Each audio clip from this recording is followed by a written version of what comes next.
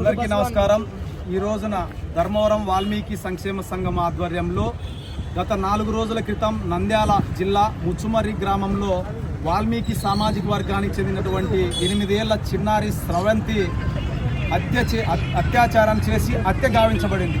అందుకు ఈరోజు చింతిస్తూ మేమందరము కూడా ధర్మవరం వాల్మీకి విగ్రహం దగ్గర మేము నివాళులు అర్పించడం జరుగుతూ ఉంది. కేంద్ర రాష్ట్ర ప్రభుత్వాలను మేమందరము కూడా విన్నవించుకుంటున్నటువంటి విషయం ఏమిటి అంటే ఆ కుటుంబాన్ని ఆదుకోవాల్సినటువంటి అవసరం ఉంది కనుక ప్రభుత్వాలు కూడా ఆ కుటుంబాన్ని ఆదుకోవాలా. అదేవిధంగా వీలైనంత తొందరగా స్రవంతి ఎక్కడుందో ఆ డెడ్ బాడీని ట్రేస్ చేసి ఆ కుటుంబ సభ్యులకు అప్పగించాలా అనేటువంటి ఉద్దేశంతో ఇవాళ ఇక్కడ నివాళులు అర్పించడం జరిగింది. ఈ రోజున ఇక్కడ రాజకీయ పార్టీలకు అతీతంగా వాల్మీకి సంఘం నాయకులందరూ కూడా పాల్గొనడం జరిగింది.